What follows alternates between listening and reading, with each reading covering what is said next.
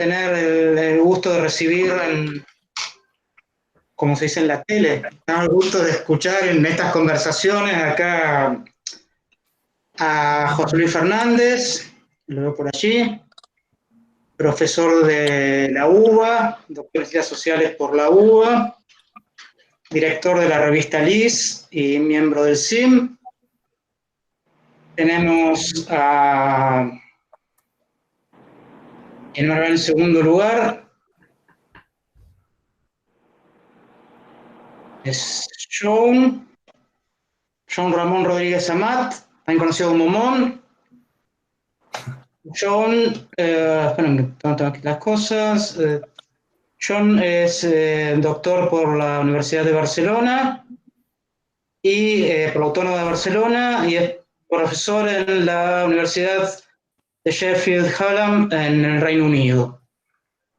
Y luego va a estar charlando con nosotros Antonio Faustoneto, que es profesor en el programa de posgraduación de la Unicinos en San Leopoldo, el Rio Grande do Sul, Brasil, por supuesto, y director del CISECO, además, ¿no? Así que bueno, los dejo con José Luis, que va a comenzar. Bueno, empiezo. Bueno, agradecido de seguir perteneciendo al CIM y de compartir esta reunión con Antonio Fausto Neto y Mon Rodríguez, a quienes leo frecuentemente, además de hemos tenido muchos contactos durante la vida académica y afectiva. Si esto tuviera un título, lo que voy a enfocar sería algo así como La vida en post-broadcasting, incertidumbre y complejidad en panmedia y pandemia. Creo que son temas del momento, la incertidumbre y la complejidad, y que son, como se advertía en la reunión anterior, como primer aporte de estas conversaciones, son temas que son previos a la pandemia. Yo diría que la panmedia para nuestra vida social es previa a la pandemia, es decir, tenemos problemas de complejidad y de incertidumbre previos a la peste por el desarrollo de nuestra vida mediática. Esto vale, estoy pensando, ¿no? Esta charla es tanto para usuarios, por decir así, como para investigadores. Voy a tratar de mantener un nivel medio de complejidad, pero mi idea es aportar a un público amplio. Agradezco mucho, especialmente, veo el listado de gente que está en el grupo en este momento y me emociona y me asusta, por supuesto. Entonces, habíamos visto en la reunión anterior temas típicos de complejidad, que estamos en nuevos, la pandemia nos hace registrar nuevos tipos de relaciones entre espacios cara a cara y espacios mediatizados, ¿no? En ese sentido, la propuesta de Carlos Escolari de la interfaz como movida amplia, digamos, como enfoque amplio, es operativa. Y también es operativo, como lo encaró Jimena Tobi, y me gustó especialmente, voy a estar más cerca, me parece yo, de la exposición de Mariano Fernández, reivindicando ciertas características específicas de la mediatización y no todas negativas. Para tomar estos caminos de época en general, como los de la incertidumbre, que no sabemos cómo va a terminar la pandemia, ni hacia dónde va la mediatización, y no sabemos manejar los distintos fenómenos que vamos enfrentando día a día, para mí hay tres caminos. Un camino que son todos válidos y que son utilizados por la sociedad. Un camino que podríamos decir es por arriba, que es el camino de los pensadores, de la filosofía recurrente a la que siempre habría que volver, y la de los gurúes, ¿no? Esos que anuncian futuros ominosos o luminosos. Otro camino muy frecuente, por decir así, por abajo, que es el de la casuística. Hay casos que representan bien a la pandemia o casos que representan este momento de la mediatización. Y a mí me parece que el enfoque en casos, de ver, ¿no? De seguir esos resultados, el enfoque en casos lleva a confirmar los verosímiles o lo sospechado. O sea, desde un caso no se puede enfrentar problemas como el de la complejidad o el de la incertidumbre. Hay un camino intermedio, me parece a mí, que es el que me gustaría hoy proponer, que para ver a qué se parece, se debería parecer a ese discurso científico especializado, irreductible a fenómenos de la mediatización como el panelismo o las discusiones en Twitter, que está resultando lo infectológico, como sistema de intercambio discursivo enquistado, agregado al sistema de mediatizaciones, y donde estos científicos se resisten a mezclarse. Siempre se aclaran que ellos no hacen la política y no aceptan verosímiles optimistas o pesimistas, y que tienen una herramienta olvidada en buena parte por las ciencias sociales y aplicada actualmente, se ven todas estas investigaciones que nos llegan sobre cosas que pasan en las redes, olvidada por las ciencias sociales o poco aplicada, que es la estadística, ¿no? La estadística propone un sistema de intercambio discursivo en el que las cosas valen por cómo entran en lo metodológico. Y desde lo metodológico después se sacan conclusiones sobre el afuera. Entonces yo creo que por lo menos mi propuesta en esta charla es reivindicar el saber de nosotros, investigadores sobre la mediatización, para mostrar caminos que contribuyan a disminuir la incertidumbre y a mejorar el manejo de la complejidad. Esta complejidad de la que hablo no es la complejidad genérica a la que estamos acostumbrados hace mucho en las ciencias sociales en general y en la semiótica, o en los estudios de mediatización en particular. Es esa complejidad que están registrando bien los teóricos europeos sobre la mediatización, que no es la complejidad de Edgar Morin, por decir, o de Wallerstein, ¿no? Esas complejidades vinculadas al pensamiento, los bordes de la ciencia, sino que es una complejidad aditiva, en el sentido que tenemos que combinar algo que pasa en Facebook con algo que pasa en la televisión, con algo que pasa en la vida cara a cara. Y entonces nos aparecen, estamos todos leyendo, por lo menos muchos cercanos, sin proponernos, ¿no? Estamos leyendo a Rolando García. Rolando García, alguien que se dedicaba a estudios climáticos, y desde ahí se acercó a las ciencias sociales, y bueno, estudiar los fenómenos climáticos requiere un nivel de complejidad de veras, o sea, de distintos fenómenos que tenés que hacer jugar en un mismo escenario. Esa es la complejidad que a mí me gustaría convocar y sobre la cual trabajar. Esa complejidad nos genera mucha incertidumbre, hemos discutido en coloquio del CIM, nos genera incertidumbre, no sabemos cómo manejarla en la vida ciudadana, por decir así. También nos cuesta mucho en la investigación, desde el planeamiento de una investigación, la selección del objeto o de la unidad de análisis y hasta la presentación de resultados, es difícil. son temas de la investigación ahora, cómo presentar resultados así de mecanismos complejos. Mi propuesta, y creo que ya estoy llegando a los 10 minutos, es enfocarnos en este momento mediático desde un concepto que es fea el término, pero bueno, a mí me resulta operativo, que es el post-broadcasting.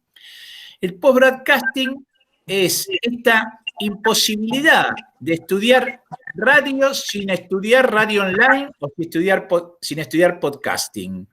Estudiar noticiero televisivo sin estudiar Twitter y sin estudiar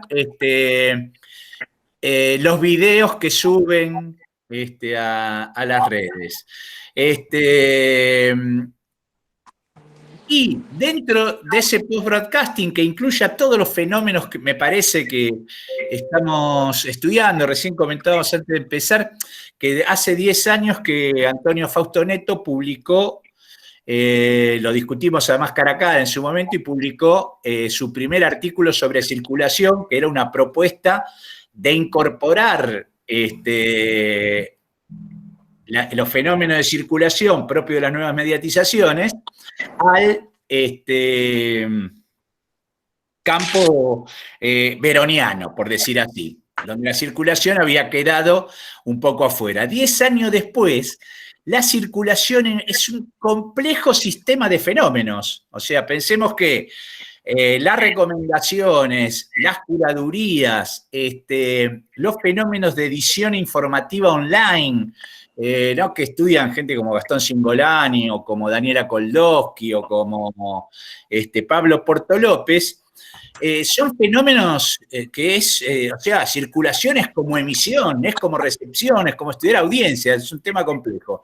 Y los que están estudiando fenómenos de mediatización de fenómenos en el campo, en territorio, caso de Montt, pero también que ha estudiado movilizaciones políticas y grandes recitales, tipo Lollapalooza, digamos así, de extensión territorial compleja. Pero también en Rosario, estos que estuvieron estudiando Rosario Sangra, y que entonces tratan de incorporar análisis del discurso, geolocalización y Big Data, ¿no? Y análisis de datos. Son fenómenos hojaldrados, por decir así, donde los distintos niveles no es que conviven separados, sino que se intersectan todo el tiempo. Entonces, mi propuesta es enfocar todo desde el punto de vista de post-broadcasting, y dentro de esos fenómenos, el campo que yo estudio son los sistemas de intercambio discursivo, sobre los que podemos volver después, pero no estudiar textos, no estudiar casos, no estudiar fenómenos, sino los sistemas de intercambio discursivo en que esos casos, esos fenómenos están incluidos y sin los cuales no se puede explicar su sentido. Yo dejaría ahí. ¿Qué les parece? Muchas gracias, José Luis. Después volvemos en un ratito. Montt, ¿querés comenzar tú ahora? Sí, hola. ¿Se me oye bien y todo? Sí. Sí. Bien. Me encanta, José Luis, hablar después de ti, porque hay un par de cosas en las que me puedo enganchar y otras de las que puedo salir huyendo, y con el sentido más deportivo de la fórmula. Me gusta esta idea de esquivar la noción de medios y de utilizar un concepto que nos ayude a esquivar una trampa conceptual en la que nos meteríamos si estudiáramos la radio online o la radio no online. Y esta forma de esquivar la trampa para, de hecho, encontrar lo que estamos buscando, que es algo que de alguna forma nos escapa, como un objeto como un objeto en movimiento que se escapa de lo que estamos intentando concebir, comprender. Y para eso lo que a mí me ocurre, y quisiera tener más tiempo después para discutir este frente en lo estadístico y cómo lo estadístico de alguna forma se queda atrás frente al Big Data, y cómo lo estadístico se queda a medio camino cuando empezamos a hablar de máquinas que aprenden, de sistemas de inteligencia artificial, de sistemas de recolección y de gestión y procesamiento de datos que de alguna forma van más allá de lo que la estadística podría permitir. Aunque empieza en el mismo sitio, genera una cantidad de categorías muy enorme. Sin embargo, antes de llegar ahí, quería volver a donde más o menos tenía pensado, porque así me da un poquito de certeza o de suelo, ¿no? Y me gustaría volver a la cuestión clave, fundamental, si quieres, remota, íntima, que es la cuestión política. Si yo estudio algo que tiene que ver con los medios de alguna forma, es porque he llegado a ellos, porque lo que me interesaba era antes de estos medios y era la cuestión política. Y la cuestión política tiene que ver con esto que os voy a contar un poquito ahora, y de hecho es lo que me va a después llevar a la pregunta general que no voy a poder resolver. O sea, en primer lugar, muchas gracias por la invitación. He entrado así un poco sin mirar atrás. Muchas gracias, Sandra. Muchas gracias la gente del STEAM por organizar esto, que es muy, muy interesante. Y me gustaría un poquito empezar con este pequeño texto que Marina Garcés, que algunos sabéis ya que es una de mis filósofos favoritas, le escribió una carta a Jordi Cuixart cuando entraba en prisión por haber intentado organizar un referéndum. Y él escribió la carta que decía, entre muchas otras cosas interesantes y amables y preciosas, decía esto, decía: no callaremos porque tenemos cosas que decirnos. Se lo decía en catalán, pero lo traduzco. Tenemos ganas de decirnos las ganas de vivir, a pesar de que nos condenen al apocalipsis y al no futuro. Tenemos ganas de decirnos el amor y el afecto que nos tenemos, aunque nos empujen a la guerra de todos contra todos. Tenemos ganas de decirnos las historias que no nos han querido contar, a pesar de la censura de los medios mayoritarios y de los intelectuales a sueldo. Tenemos ganas de decirnos que sí sabemos crear y compartir, aunque nos obliguen a producir y a consumir. Tenemos ganas de decirnos todas las preguntas que no dejamos de hacernos, preguntas radicales en forma de referéndum, de consulta, de rap, de viñeta, de verso, de libro de filosofía. Tenemos muchas cosas que decirnos porque el tiempo corre y no queremos morirnos lentamente calculando costes y las pérdidas del agobio. No tenemos nada que perder, excepto el miedo. Esto escribía Marina Garcés en 2018 y para mí tiene la raíz de lo que para mí es estudiar y lo que me preocupa en términos de investigación y en términos de trabajo, ¿no? Que es esta idea fundamental de tenemos ganas de decirnos. Y en esta tenemos ganas de decirnos está todo el poder, toda la lucha contra el poder, toda la posibilidad de autogestionarse como comunidad, toda la posibilidad de organizarse en la interacción de lo social y toda la posibilidad de trabajar en unos espacios comunes que son materiales, que son físicos, que son las infraestructuras, que son el territorio, que son las ciudades, que son los espacios marcados por las vallas en un concierto, que son también los espacios de interacción definidos por la interfaz de las plataformas de medios sociales. Y de alguna forma son estos tres aspectos: la comunidad, la legitimidad que se construye desde una ley que se puede hacer producto del hablar entre nosotros y el lugar donde esta ley puede ocurrir.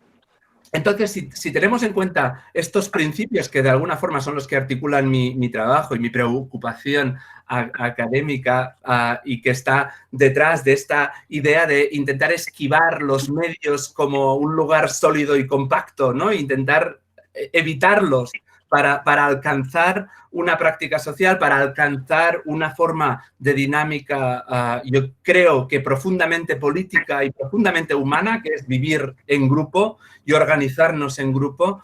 Y para ello tenemos que hablar y comunicarnos se convierte en la forma fundamental de la forma fundamental de política y de lo humano y de lo social. Y para mí este es el punto de partida. Entonces, si entendemos este marco, cuando nos preguntamos sobre las plataformas, enseguida me vienen la respuesta sobre qué es la salida fácil y a la vez la salida complicada, que son las plataformas, espacios que permiten estas tres cosas, permiten la construcción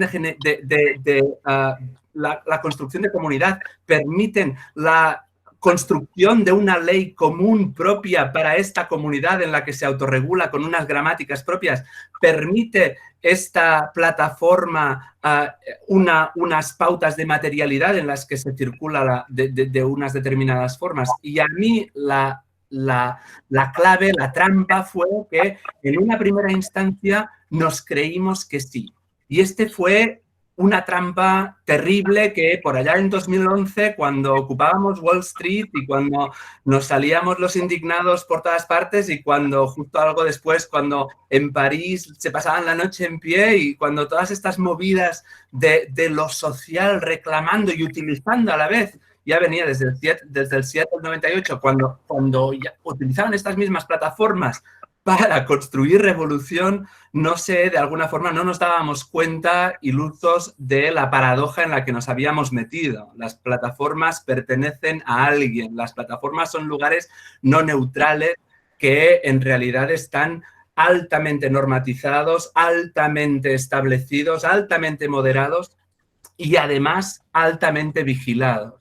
Y es en esta operación de vigilancia en la que el analizar para mí las plataformas de alguna forma se desactiva de una forma preocupante todas las posibilidades que tenía esto de lo social, de las ganas que tenemos de hablar. Las plataformas son espacios de conversación fática en las que uno like para decir cosas que al final no dice y en última instancia solo se construyen más y más y más datos para que sean interpretados, procesados, discutidos y generados frente a otros datos que en última instancia establecen pautas de comportamiento y lo que está permitido y lo que no. Dicho esto, ¿qué pasa cuando entramos en pandemia? Pues cuando entramos en pandemia, nuestra vida social básicamente es mutilada precisamente por la entrada en masa en las plataformas digitales en las que nos convertimos en generadores insaciables de datos y perdemos todos estos espacios de comunidad, de conquista, de trabajo mutuo, de organización social que habíamos conquistado, que eran las calles, las plazas o los otros lugares, ¿no? Y ahí estoy viendo ahora mismo Anónimos Cataluña está publicando en Twitter y en sus canales de Telegram sobre manifestaciones que no pueden estar ocurriendo ahora en el centro de Barcelona, manifestaciones que la policía está vigilando, manifestaciones que no dejan que todos estos espacios de conquista y de interacción social, que para mí son fundamentales de lo humano, ¿no? Se están controlados hasta el punto de que las manifestaciones no pueden ni ocurrir. Hay unas fotos aquí de la Plaza de la Virreina en la que la gente intenta mantener distancia social a la vez que están intentando manifestarse. Bueno, dicho esto, lo dejo aquí como una especie de pérdida, como un reclamo primero y después podemos hablar de posibles soluciones, vías de desarrollo y alternativas a este juego. Ya está. Ok, gracias, Fausto. No te veo, ¿andas por allí? ¿Quieres hablar? Ahora te veo, Fausto. ¿Quieres hablar? ¿Empezar a hablar? Bueno. Ok, podendo? Vamos. Bom, muito obrigado por este encontro com vocês. Eu vou falar espaço em português. Espero que possa compartilhar algumas questões propostas por esta mesa. Particularmente, me vejo muito à vontade, porque é um ambiente com quem tenho dialogado há muito tempo, em torno das nossas atividades, e particularmente estimulado por algumas questões que já foram expostas pelos meus colegas, que me antecedem. E seria impossível abordar essa questão que é proposta por essa mesa sem enfrentar uma dupla problemática. De um lado, uma problemática especulativa e, por outro lado, uma problemática de nível empírico, que resulta de uma certa relação. Se nos ha ido Fausto.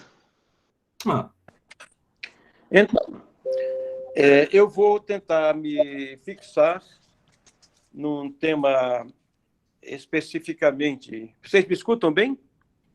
Sí, lo que yo no estoy viendo es viendo, Fausto. No sé si los otros lo están viendo. ¿Pero están viendo, Fausto? No. No, se te está oyendo, pero no viendo, Fausto. Ya me parece que...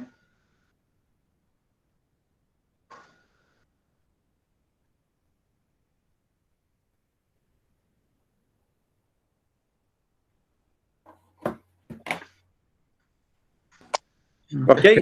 Ok, ahora sí se te oye. Si quieres, bueno, habla y después vamos solucionando Circulando. la imagen. Seguimos, então. Sí.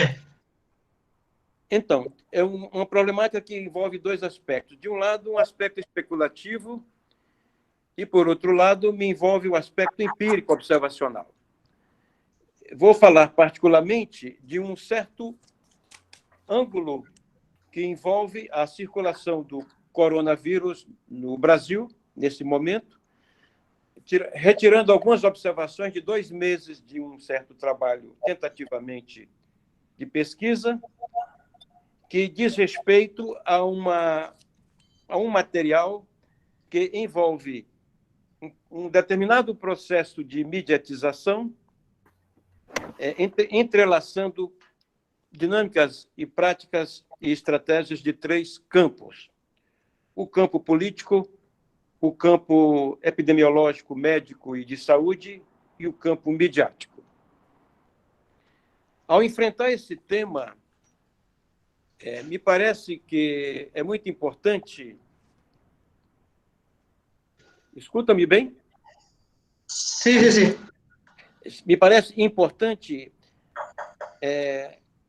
retomar a 2 conceitos auxiliares, que é o conceito de caso mediatizado, e, por outro lado, um conceito que emana da obra veroniana, que é o conceito de acoplamentos de sistemas, para que possamos entender uma dinâmica que diz respeito ao modo com que o corona se anuncia, né, em práticas discursivas no Brasil. Teríamos que enfrentar uma questão teórica de uma outra ordem, que vai além, digamos, de pensar a mediatização na fronteira de meios específicos, sejam os velhos e os novos, sejam os sistemas velhos e novos, ou sistemas especificamente enquanto tal, mas práticas intersistêmicas, como as que nós observamos nesse contexto atual no Brasil, quando o fenômeno do coronavírus ele é atravessado, ele é, digamos assim, subordinado a um conjunto de intervenções discursivas que travam uma peleja para construir narrativas, construir pontos de vistas, nomeadamente 3 ângulos de abordagem. Seja, de um lado, os discursos presidenciais, que tematizam toda uma linha de abordagem sobre a questão do coronavírus, os discursos midiáticos, que operam como espécie de um discurso de contenção, né, ao discurso político, e, por fim, os discursos científicos, que se colocam ainda como uma espécie de referência de esquemas mediacionais de leitura sobre o fenômeno. Ora, essas questões envolvem, portanto, 3 tipos de estratégias específicas que nos ocupamos nesse momento no sentido de descrever como, por exemplo, o discurso político, ou uma certa prática discursiva desenvolvida pelo presidente da República, marca essa prática como uma espécie de estratégia de combate, no sentido de afrontar todas as posições epistemológicas que são defendidas pelo campo da saúde e o campo da epidemiologia, né? E onde um dos operadores dessa articulação, dessas práticas, aparece o discurso jornalístico como um discurso de contenção e, ao mesmo tempo, um discurso de especulação que tenta ir além de uma certa construção que o campo político desenvolve para sitiar, digamos assim, a noção da coronavírus em cima de um pragmatismo, de um modelo político, ou de uma prática política conjunturalmente conservadora.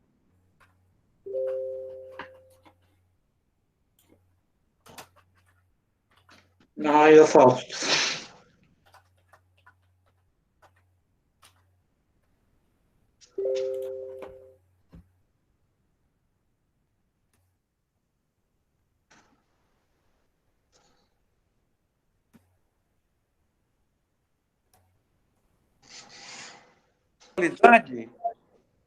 Que é longamente atravessada por momentos onde se mostra uma tensão evidente e uma tensão manifesta entre estratégias de diferentes campos, no sentido de, à margem do fenômeno e dos resultados que aparecem por conta da morbidade, etc., toda uma construção, vamos dizer assim, narrativa, ou construções narrativas que tentam deslocar, por um lado, um discurso político conservador, autocrático, autoritário, para um discurso tentativamente mediacional, onde estão os epidemiologistas, tentando ampliar a capacidade de interpretação sobre o fenômeno, né?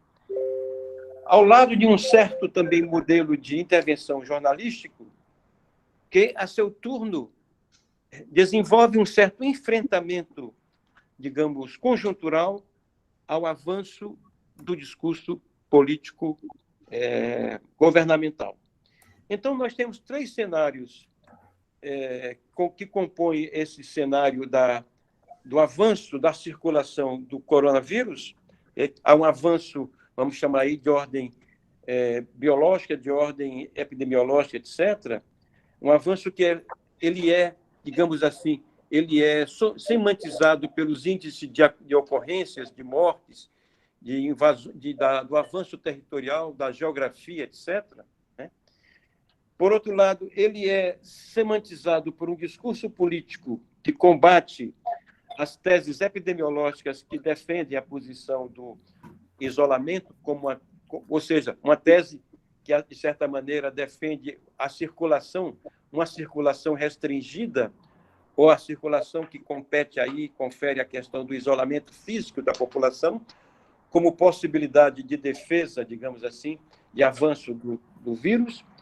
E, por outro lado, um certo discurso jornalístico que opera como um co-auxiliar hoje naquilo que o campo da saúde, os epidemiológicos, os epistemólogos desenvolvem como um discurso alternativo a uma certa narrativa autocrática e autoritária que é desenvolvida pelo discurso político, que é uma espécie de uma narrativa de terra arrasada.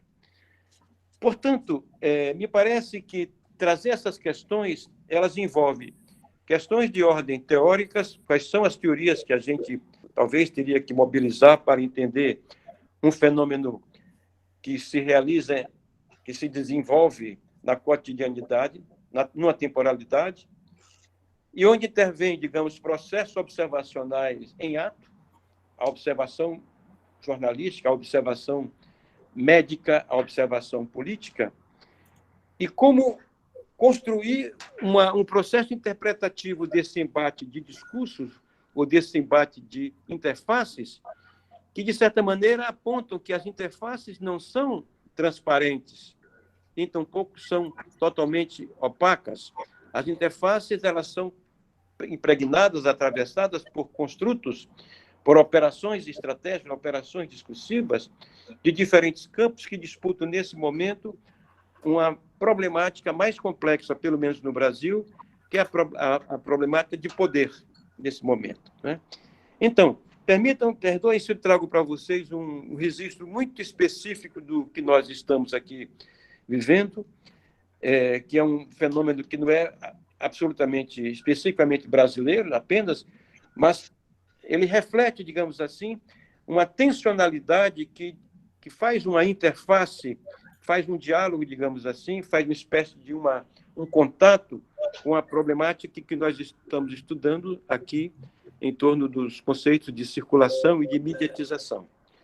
Eu entendi que nós temos 10 minutos iniciais, Talvez eu possa pontualizar melhor essas questões no debate, quando sairei desse lugar, desse relato, desse informe breve aí, para talvez apresentar alguns aspectos mais de ordem empírica, de ordem de observação, que emanam da pesquisa, portanto.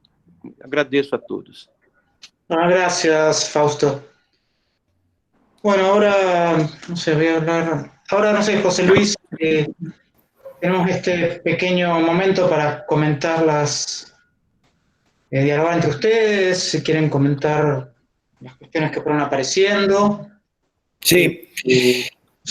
Me parecen enfoques bastante diversos, así que puede ser interesante ver el diálogo que hay entre esos enfoques. ¿Quieres comenzar vos, José Luis? Que fuiste el primero. Sí, está bien. Algunos comentarios sobre, primero, con respecto a lo político.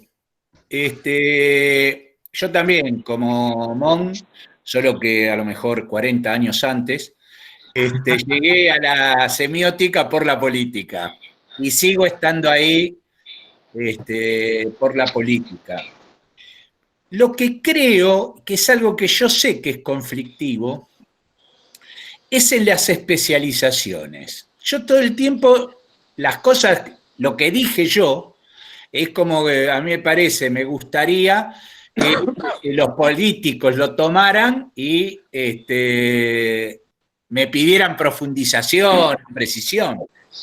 Yo que tengo mucha experiencia en investigación aplicada, tema de gestión, todo. Entonces, yo no creo que uno tenga que hacer todo.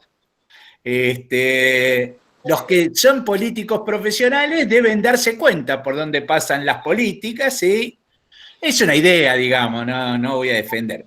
Vinculado a eso está la cuestión de lo estadístico, que por supuesto estoy totalmente de acuerdo y te sigo, Mon, en que la estadística es un momento y es un momento moderno, por decir así. Igual sigo pensando, y lo he defendido en algún artículo, que mientras la penetración de las plataformas no se acerque al 80-90% de la población, siempre va a hacer falta hacer estudio de muestreo para ver los que están adentro y los que están afuera y qué hacen, qué perfiles tienen, que eso me parece que va a ayudar a muchas cosas que suponen. Después, con respecto, no sé si vieron que no usé mucho el término plataformas, porque hoy las plataformas, creo que en ese sentido estoy cerca de Fausto, las plataformas son complejos sistemas de intercambio. O sea, Facebook es un contexto cada vez más parecido a la Internet, todas las cosas que uno puede hacer adentro. Perdón, lo estadístico, entonces, lo que me gusta del uso estadístico en este momento es que es una marca de una fuera de lo mediático y que obliga a que los políticos, los periodistas, tengan que confrontar, no metabolizarlo. No son, este caso es, viste, nuestro presidente, que es considerado un gran profesor, no puede decir duplicación de casos, que es un concepto de tipo índice. Dice multiplicación, que no es lo mismo. O sea... 3 veces seguida lo dijo aparte. ¿Cómo? 3 veces seguida lo dijo mal, para colmo. No es que se le escape. Por eso te digo, pero eso es porque los políticos, los asesores de los políticos no manejan estadística. O sea, un ministro decía que va a haber aumentos reales frente al índice de inflación. No, el índice de inflación no es real, es un índice. Entonces, vos tenés tu aumento, lo vas a medir de acuerdo a tu consumo como real, no de acuerdo a un índice. Entonces, a mí me parece que esté en el centro de la escena ese componente del discurso científico me parece disruptivo. Y, por supuesto, que está toda la cuestión de los datos aparte. Después, con respecto a las plataformas, me parece, esto Carlos Escolari viene trabajando, esto de la desilusión sobre la digitalización. Yo creo que Manuel Castells, con la primavera árabe, le puso mucha esperanza a el efecto plataformas, y eso no funcionó. Pero, volviendo lateralmente a lo político y a lo discursivo, y en esto creo que entendí lo que decía Fausto, lo que define a lo político es su constitución entre diversas series, que al menos desde Levi-Strauss, digamos, yo las veo como series que están en desfasaje, no están en un mismo escenario.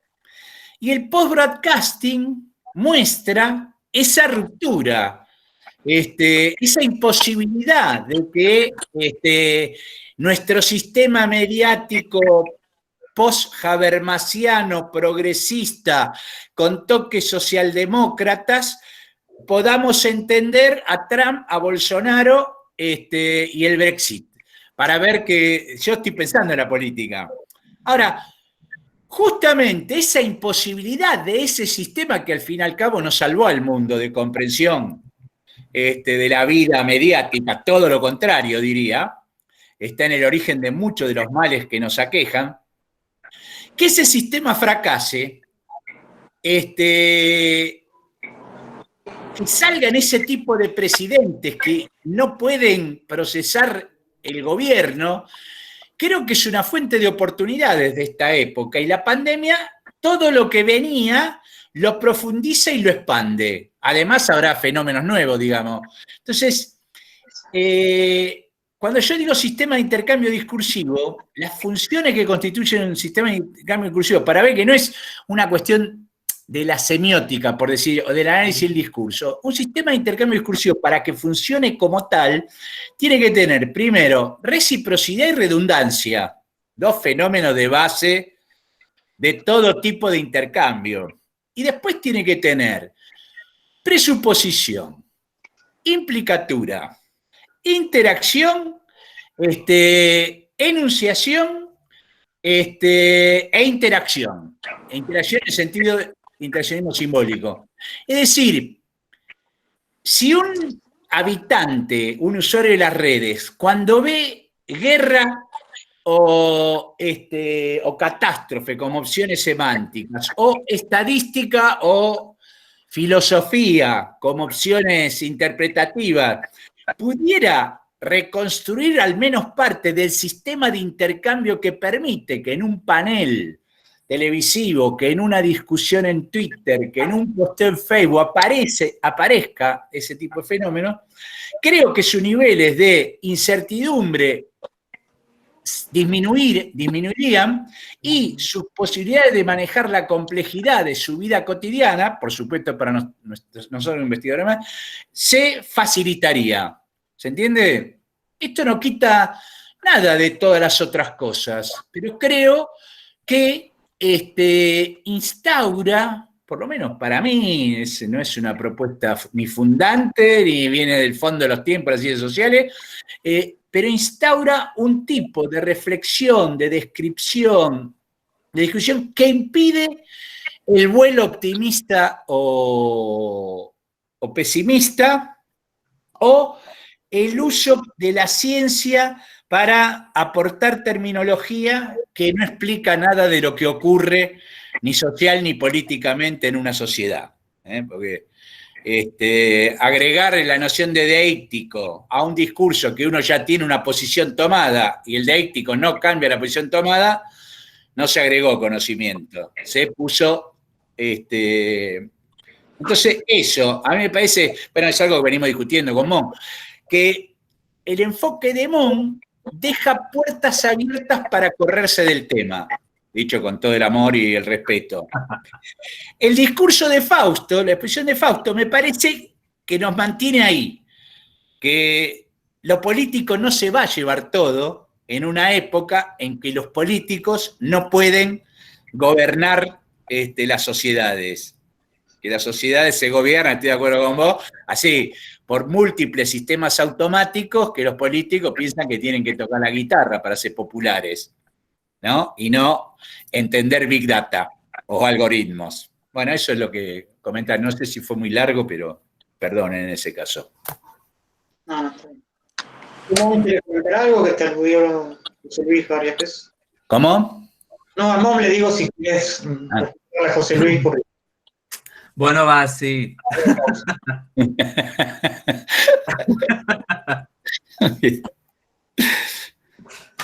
Sí, mira, oyendo a Fausto Neto y el combate del que hablaba, el enfrentamiento entre los epidemiólogos y los políticos y en el juego de los discursos, yo creo que hay un enlace ahí que me devuelve o me vuelve a lo que estabas diciendo, José Luis hace un momento, y que tiene que ver con todas estas este escenario de discusiones o de frentes abiertos. Y es cierto, dejo los frentes abiertos porque prefiero pensar que el objeto necesita ser definido a cada acción. No es algo que está ahí para que nosotros le demos un nombre y se quede dentro del nombre que le hemos dado. Y en esta operación precisamente hay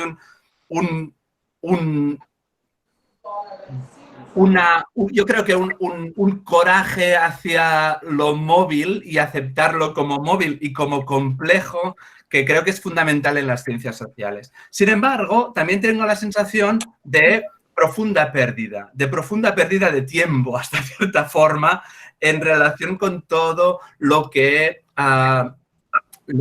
se está hablando, desarrollando, discutiendo, no aquí, sino en las ciencias sociales en general, cuando nos damos cuenta de la misma acción con la que te refieres a los políticos, que creen que tocando la guitarra van a conseguir votos o van a conseguir popularidad, pues tengo la misma sensación respecto a las ciencias sociales. Y esto es terrible porque tengo la sensación de que mientras un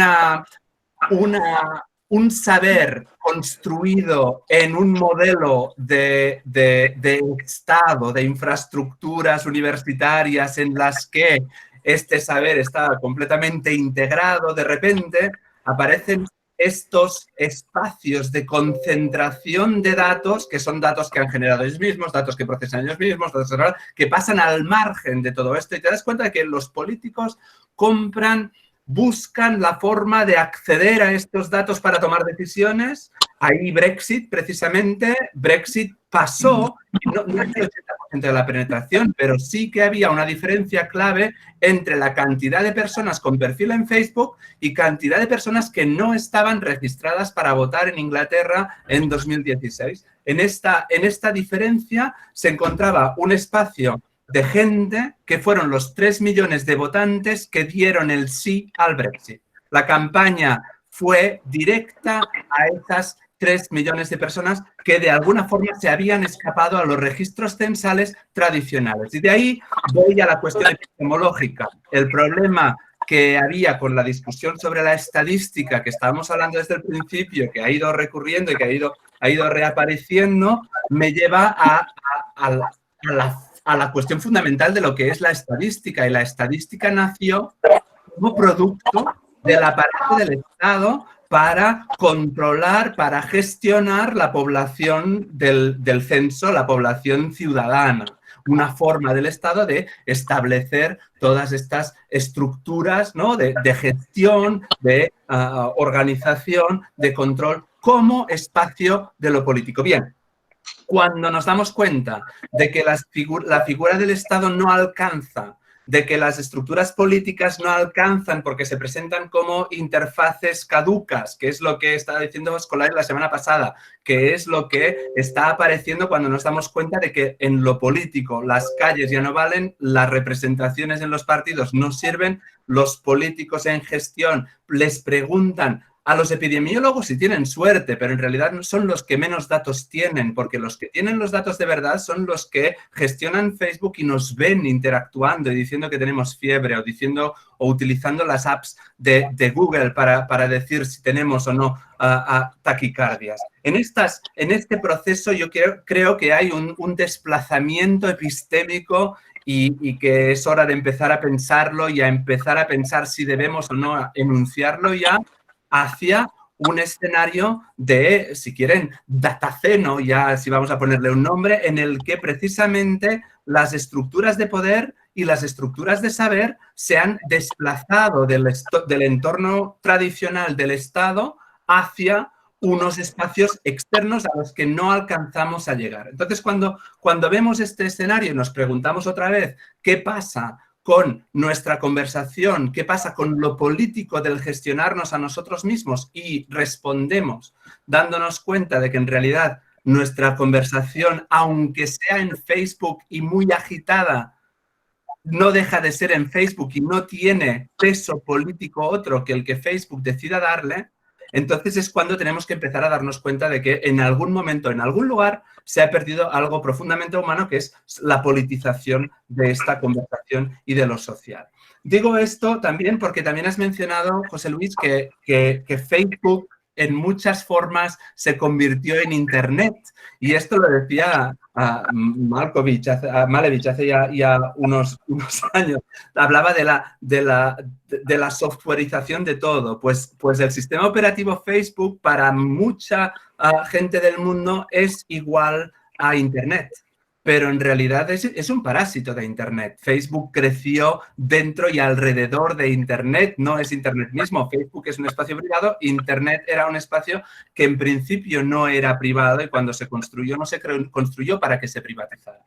Cuando pasa esto, estamos otra vez en el mismo lugar. Se han perdido los espacios comunes, los espacios públicos, los espacios de interacción libre para terminar jugando como niños dentro de un parque encerrado, protegidos por papá Facebook, que decide lo que debemos saber y lo que podemos hacer.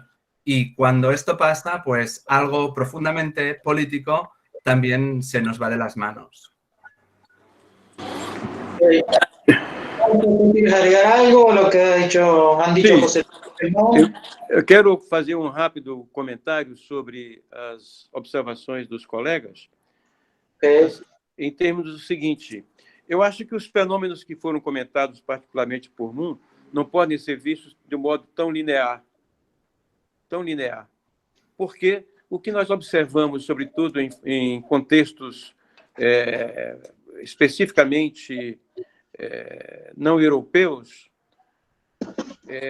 um conjunto de dinâmicas de relacionamento, de entrelaçamentos de ações entre sistemas que apontam para níveis de conflitualidade e de contradições que talvez não pudéssemos abandonar em termos das nossas observações. Exemplificando, se você retoma os estudos de mediatização, nós recordamos que os estudos de mediatização na América Latina e na Europa continental foram muito importantes na década 2000, dos anos 2000, quando vários candidaturas a presidentes fizeram uso das redes emergentes como uma espécie de alternativa a políticas de comunicação nas quais os mass medias operavam como elos de contato entre sociedade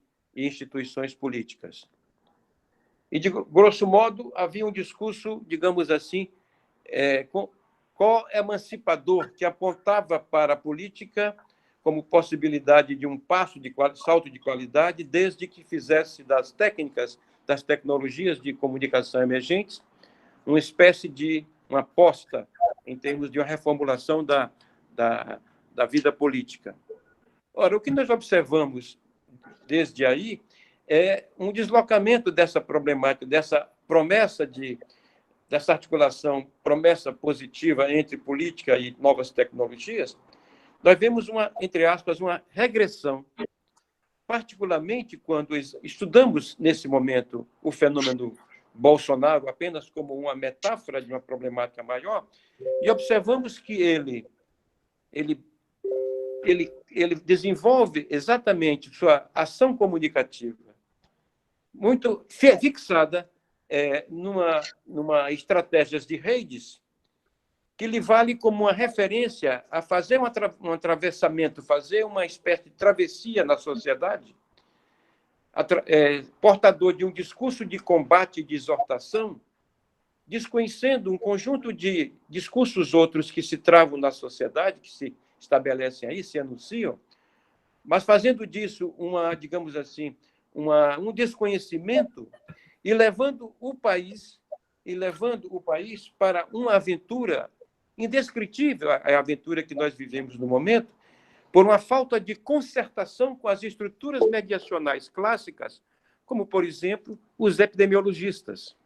O coronavírus é um fenômeno muito interessante de ser visto no Brasil, de ser estudado aqui, porque o discurso político faz desse objeto uma espécie de um desconhecimento, uma ignorância, uma relativização, um empobrecimento de debate, porque justamente aquelas forças que intervêm no debate sobre o coronavírus são forças que são vocacionadas, que são portadoras de estruturas de conhecimentos, de lógicas de mediação que contêm o discurso autoritário. Ora, ele perdeu 2 ministros da saúde, que são 2 cientistas absolutamente identificados com protocolos médicos, sanitarísticos, etc., sob a alegativa de que era preciso avançar com uma tese de noção de isolamento social, que não fosse aquele isolamento social que contivesse o seu ímpeto circulatório de conquista de espaços e territórios, como assim se desenha o seu horizonte de mandato político.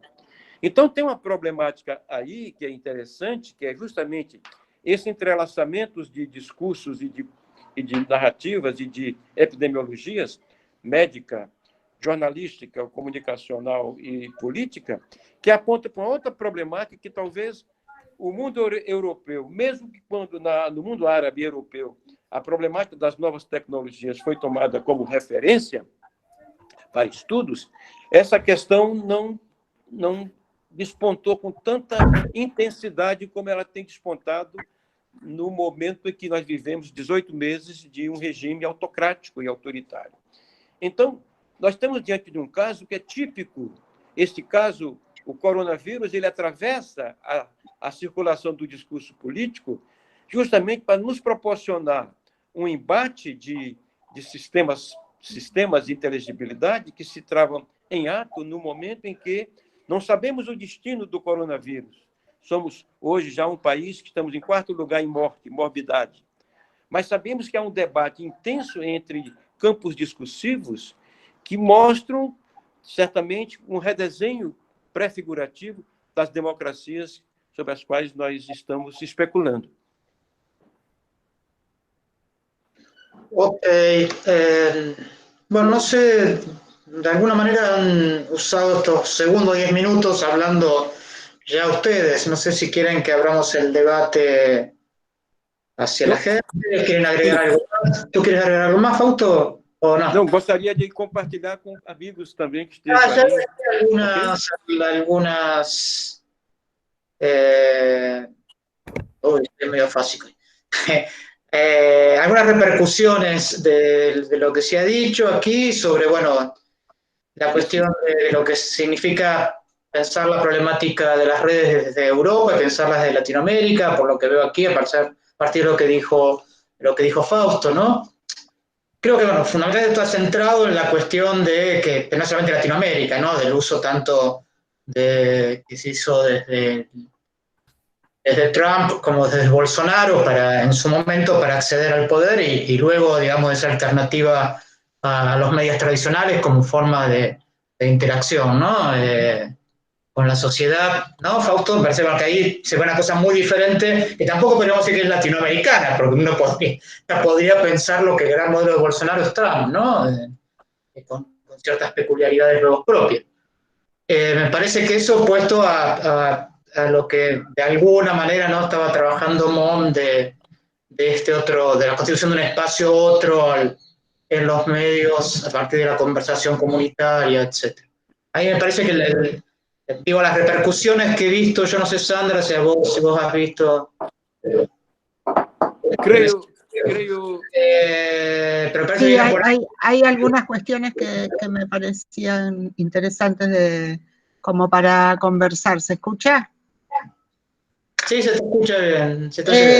Sí, más o menos en relación con lo que decía Rubén, me parece, yo fui detectando como 3 zonas, digamos, ¿no? Como 3 dimensiones que aparecieron en los debates.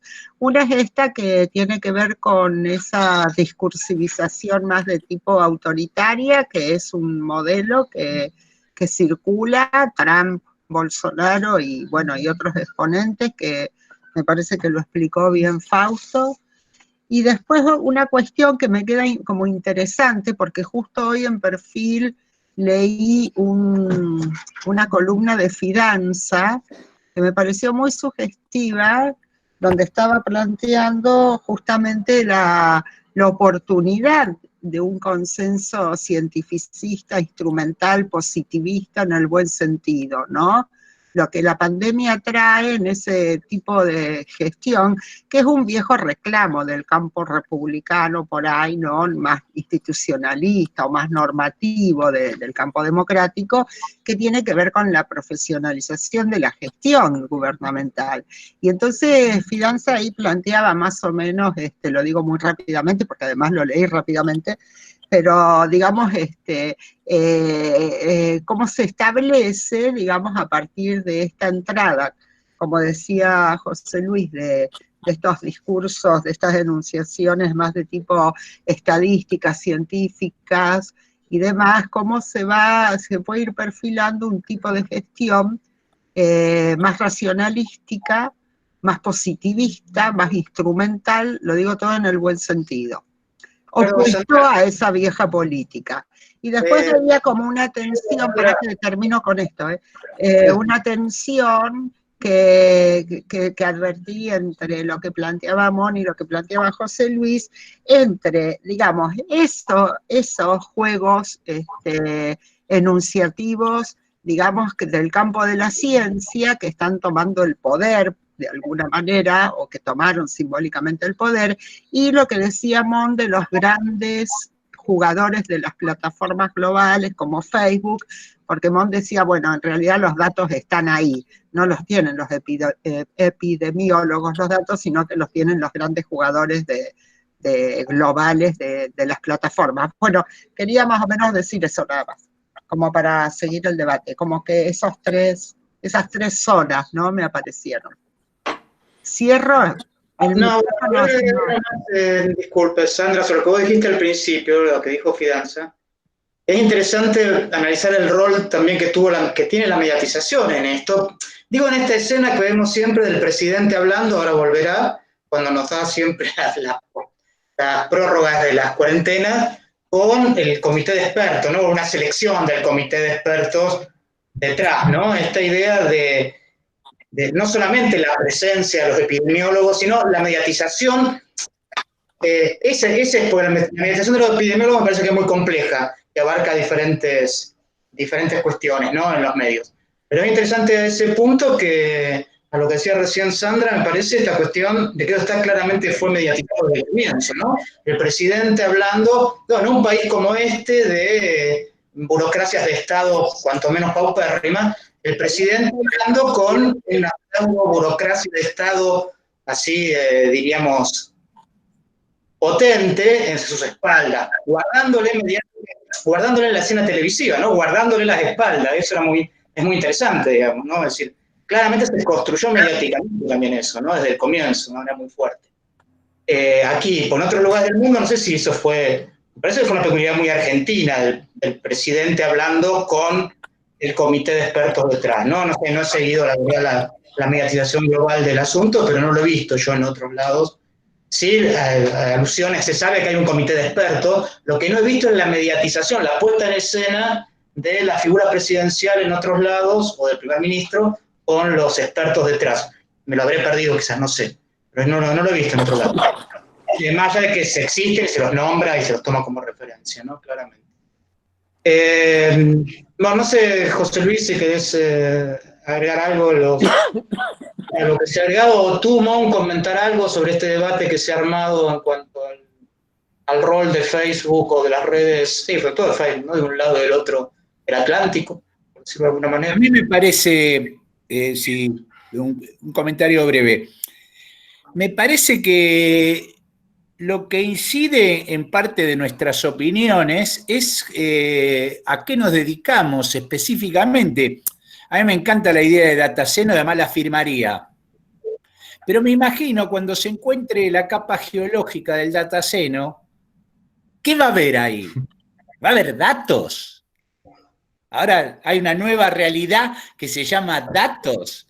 No, va a haber, para mí, que es como mi punto de partida, va a haber sistemas organizados de datos que en la medida que funcionan es porque,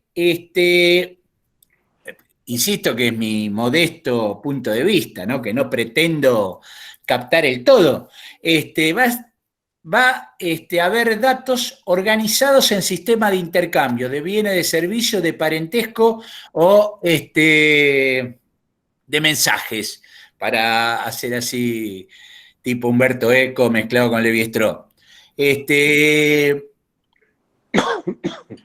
Hay otra cosa, bueno, no sé, yo dirigí tesis sobre temas de geolocalización y vi, es algo que vengo estudiando, que me interesa mucho, la representación de datos. Y cuando vos preguntás una representación de datos, de cosas que pasan en Internet, vos decís, ¿qué es esto que se están representando? Te dicen relaciones, ¿no? Son nodos y relaciones entre nodos. Perfecto.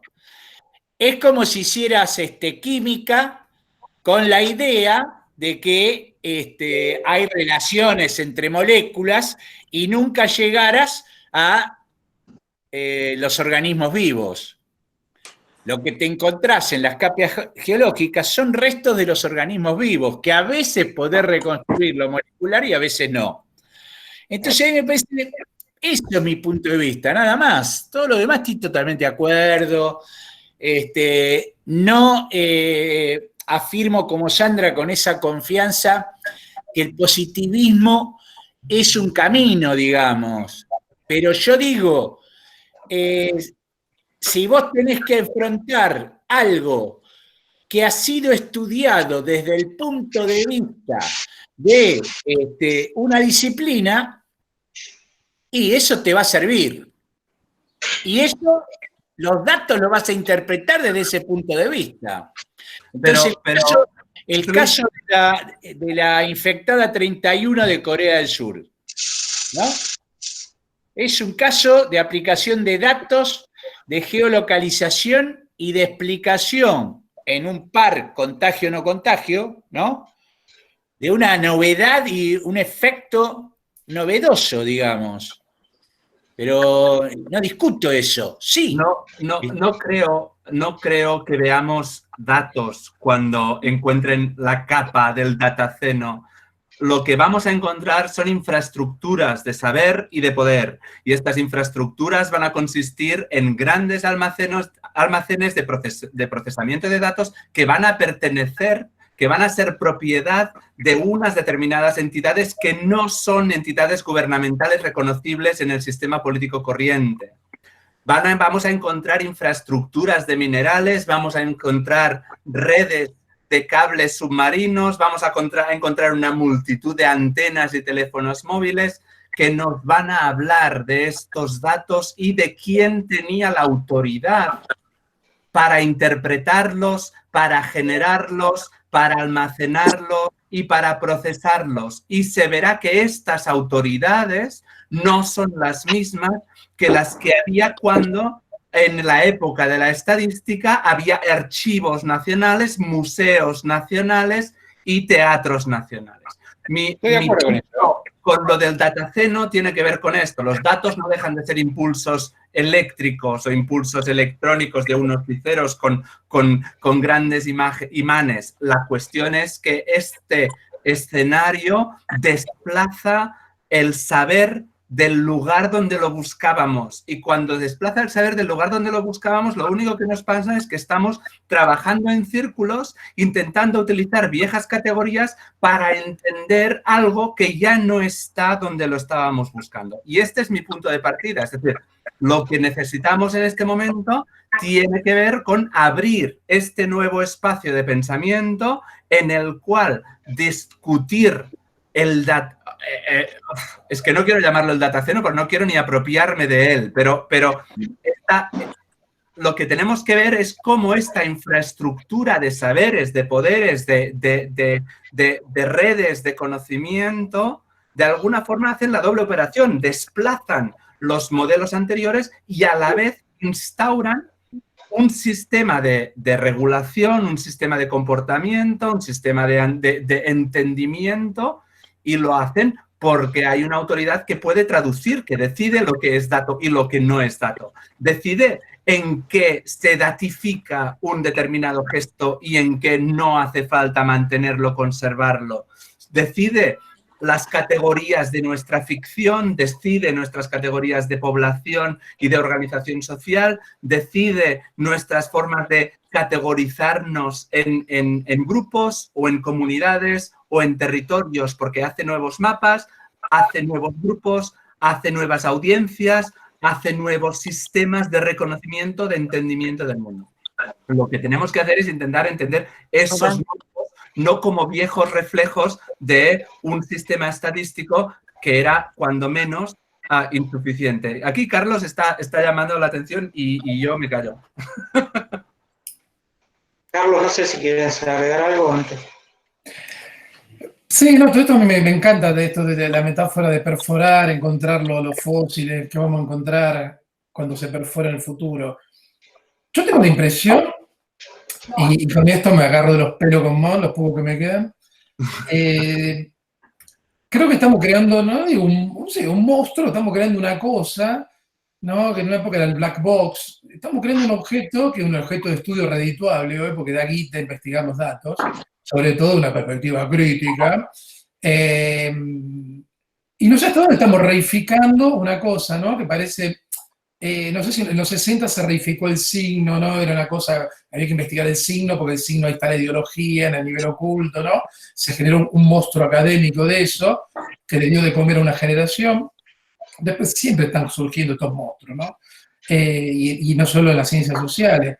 Y mi impresión, y apenas me saca algunas cosas encima, tengo ganas de escribir sobre eso, es que no sé hasta dónde, lo cual, digamos, está bien el tema de investigar datos, investigar las estrategias de las grandes corporaciones, etcétera, etcétera, pero no sé hasta dónde se está creando una cosa, estos monstruos, ¿no? Bruno Latour escribió mucho de esto, ¿no? De las ciencias sociales, cuando entramos con categorías de análisis, pero diría también con objetos de estudios preconfeccionados, que después se vuelven trending, se vuelven, la Unión Europea lo pone entre los challenges y hay millones de euros para investigar eso, esa cosa, la cosa, the thing, y yo no sé hasta dónde los datos se están convirtiendo en eso.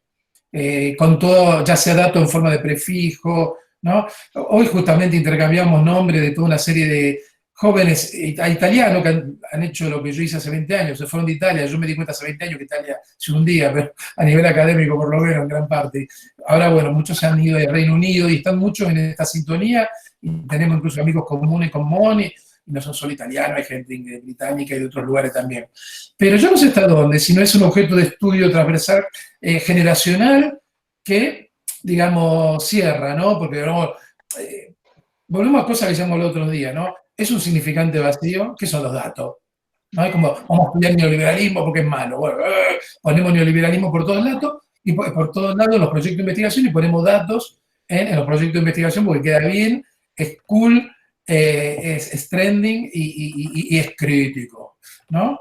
Y no sé, me queda esta impresión de que no estamos construyendo un monstruo. Bruno Latour ya escribió varias cosas cuando él se cargó las grandes categorías de la sociología, ¿no? Y bueno, no sé, en el futuro, lo que va a sobrevivir en el futuro son los fósiles mediáticos y tecnológicos. El hardware sobrevive. Cuando excaven van a encontrar hardware, y a partir de ahí tendrán que, así como nosotros, Verón construye una teoría del origen de la mediatización y de la semiosis a partir de unos pedazos de piedra golpeados, bueno, a los investigadores del futuro les tocará eso, ¿no? A partir de un par de cables y aparatos y centralitas de Huawei, de 5G, tratarán de entender todo esto. Pero no sé cómo ven esto de reificar los datos, de convertirlo en una cosa cerrada, pero a su vez, oh, qué lindo, vamos a investigarlo, ¿no? Como no sé, A lo mejor en la astronomía hay cosas similares, los agujeros negros, la materia negra, ¿no? Vamos a investigarlo, algo, parece ser que hay algo ahí, no sé, me cago. A mí me parece que, bueno, sí, me metí a hablar, no sé si se escucha. No, me parece que como entiendo que son como distintos niveles de abordaje. Yo coincido en esta cuestión de que el dato se convierta en una especie de significante flotante y vacío que va de acá para allá entre las disciplinas, eso seguro, estoy de acuerdo. Pero me resulta interesante ver cómo se va asomando tal vez ese nivel intermedio de la gestión, como decía José Luis, con otras palabras, y como apuntaba Fausto, la cuestión de la política, a partir de esos otros discursos que no son eminentemente políticos, pero que van atravesando lo político, que se dan en esta situación de pandemia, por lo menos en la escena argentina, porque es verdad lo que decía Rubén. Alguien en el chat apuntó que Macron también estuvo utilizando como performance presidencial a los científicos, fundamentalmente a uno. Esa interfaz que se da en el discurso de la gestión de la crisis, con los discursos especializados en ciencias biológicas, en epidemiología y demás, y cómo de alguna manera está señalizando tal vez otro modo de gestión de la democracia. Eso a mí me pareció interesante eso ver. Si pudiéramos, digamos, si hay algo que tal vez la época de la pandemia nos dejara como enseñanza, es que tal vez se puede gestionar de un modo profesional. Yo cuando digo positivista lo digo como le decía Verón, medio provocativamente, en el sentido de decir, bueno, a ver, seamos un poco científicos en el sentido lato de la palabra, instrumentales a la manera racionalística weberiana, digamos, de la burocratización del Estado o de los gobiernos, y veamos si no se puede, si acá no queda en ese nivel intermedio, entre las estadísticas, el sistema mediatizado, la escena performática presidencial o política general y digamos, el discurso de los datos, un modo de gestionar que por ahí no estaba del todo desarrollado, y que tal, porque bueno, a lo mejor eso sería una de las novedades de la época de la pandemia que ojalá se desarrolle, desde mi punto de vista, ¿no? Porque ahí evitaríamos toda recaída, o por lo menos sería una esperanza de no recaer en identificaciones irracionales, por no decir otra palabra que después se ofende todo el mundo, ¿no? Pero quería decir eso, digamos, que una cosa sí es toda esa cosa sobre el dato, pero otra cosa es la operatividad de los datos en relación a la discursividad y cómo la sociedad se apropia de esas discursividades y ve otro tipo de interpelaciones ahí. Y tal vez nos podamos imaginar otras formas de gestión de lo público o de lo común, porque ya lo público vieron que tampoco va a lo público, ¿no? Habría que empezar a hablar ya de lo común. Bueno, eso quería decir, es una impresión nada más. Muy bien.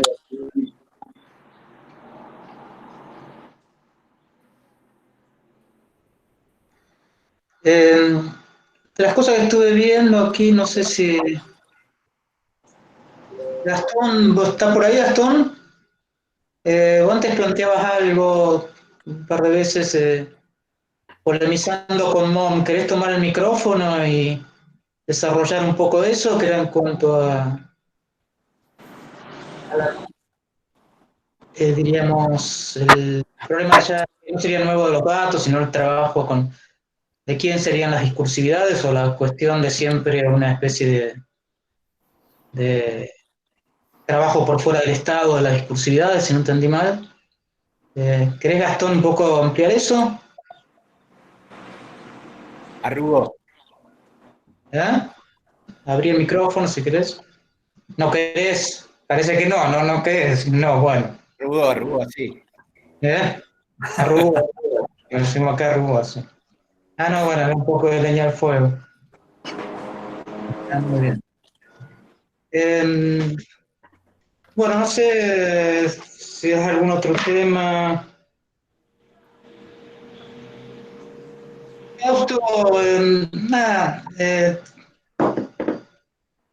cuando tú desarrollaste como que había jugándose allí tres aspectos bastante diferenciados, ¿no? De la mediatización con el coronavirus y trabajabas la cuestión del periodismo, ¿no? Como un espacio intermedio de reflexión de manera global, bueno, frente.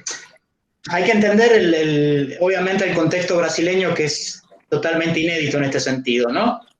Si pensamos de hoy de la píldora de derecha, el remedio, la medicación de derecha, eso me pareció maravilloso. La cloridina como un remedio de derecha, que fue la última que se mandó, creo fue hoy o ayer.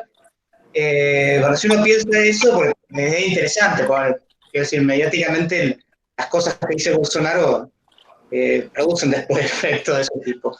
Ahora, vos hablas como del campo periodístico en el sentido de la mediación periodística de una manera muy homogénea. ¿Es tan así? ¿Hubo como una especie de frente periodístico, diríamos, de amortiguación de las barbaridades de Bolsonaro? ¿O hoy allí, en el periodismo tradicional, ¿no? En el que vos trabajás, hoy allí se pueden encontrar diferentes líneas, diferentes fisuras, diferentes estrategias en general? ¿O hay, por el contrario, digo por lo que pasa generalmente con la prensa, o por el contrario, el fenómeno Bolsonaro frente a la pandemia, las posturas de Bolsonaro frente a la pandemia, crearon una especie de cambio, diríamos, visible en la mediatización periodística tradicional, que unifica de alguna manera el campo, ¿no? Por decirlo de alguna manera. ¿Pudiste entender lo que dije? Sí, yo puedo comentar. Sí, te preguntaba si podías ampliar un poco esa idea. Porque me quedó esa duda, digamos, si realmente planteabas eso, entendí mal yo. Bueno, Bolsonaro, é importante que tenhamos em vista sua biografia. És um militar que ha sido exonerado do Exército, passou 28 anos no Congresso Nacional e depois se lançou a candidato à presidência da República,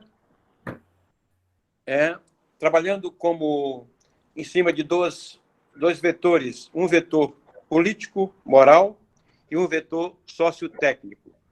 O político-moral em cima de teses denunciativas sobre a velha política. E o vetor sociotécnico operando em torno de redes sociais. Então, ele foi uma espécie de um mentor, um executor, via redes, de um discurso, de uma campanha política que se projetou sobre o seu primeiro ano de mandato, numa discursividade de combate e de exortação de forças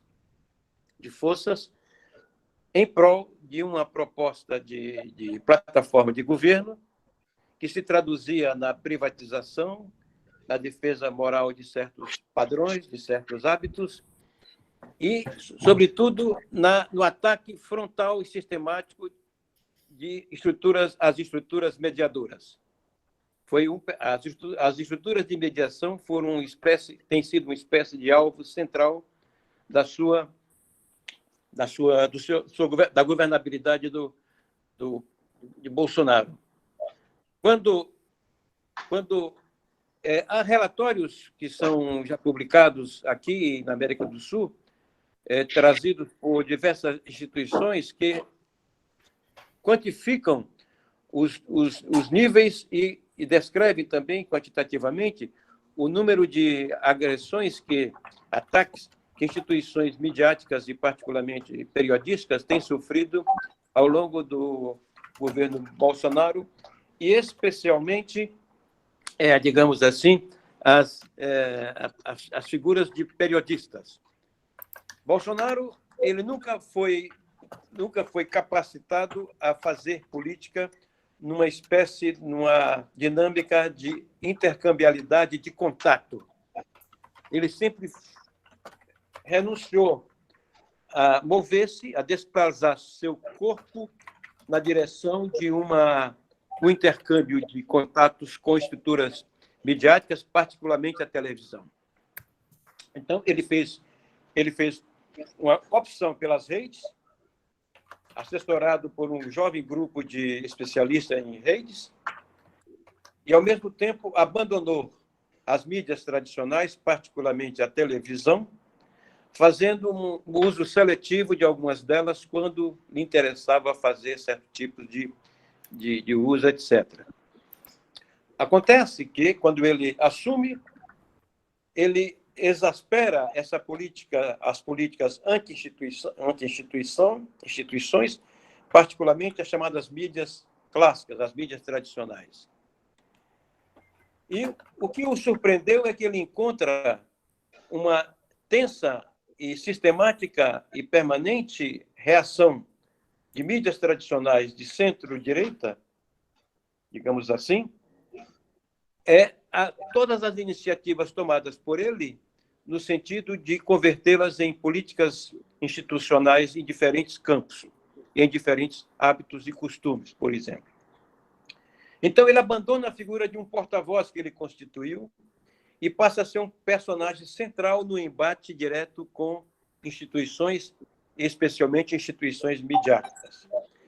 E realiza essa tarefa de intercambialidade com periodistas dentro de um dispositivo físico que é criado na entrada do Palácio da Alvorada, onde, ao lado de seguidores, ele todo dia faz uma espécie de um encontro com jornalistas, um encontro permeado de muita ostensividade, de combate, que chega na fronteira do ataque físico.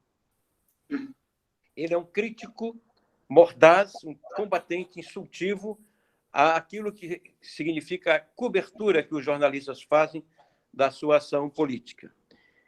Particularmente no episódio com a eclosão do coronavírus, ele vê frustrada essa atividade de avanço sobre as instituições, porque algumas instituições, como as midiáticas e as instituições científicas de natureza do campo sanitário, assumem posições frontalmente de mediação e de combate a uma série de medidas que ele anuncia como tentativas de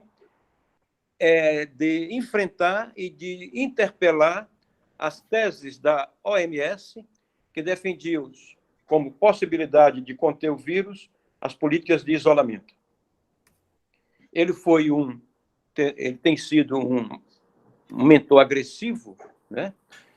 Sem teses, apenas de exortação, e via as redes sociais ele combate, ele converte, ele convoca os seus bolsões para uma atividade pública, mostrando que o isolamento social não tem fundamentos, ele mesmo não foi em nenhum momento contaminado, porque teve contatos com pessoas, e acaba de assinar ontem, após ter demitido 2 ministros da saúde que defendiam posições claramente pró-isolamento, né, dos grupos sociais, acaba de assinar ontem um decreto autorizando ao Ministério da Saúde a utilização dos chamados da Cronovila, né? Uma medicação que não tem o sinal verde dos ambientes epidemiológicos do campo da saúde. Então, ele vê a sua cruzada antimediacionista e prol de uma atitude autocrática contida momentaneamente por conta de mídias tradicionais e alguns pequenos bolsões das mídias chamadas sociais, né? E avança sobre o Congresso e avança sobre o Supremo Tribunal Federal, de onde ele recebe também, digamos assim, reações de contenção ao seu ímpeto autocrático. Então, nós estamos vivendo esse contexto que mostra que as teses conservadoras, positivistas de caráter mediacional, representam, que são empunhadas pela imprensa, muitas vezes, ou pelo campo científico, são hoje os grandes, digamos, pilares de contenção ao avanço de uma política de ações comunicativas que o presidente as adota a partir de um emprego, de uma imersão que faz às lógicas de redes sociais. Essa questão é muito importante porque nos mostra que as redes, como os dispositivos, como também as interfaces, não são transparentes nem são neutras. Elas são retomadas por dinâmicas, né?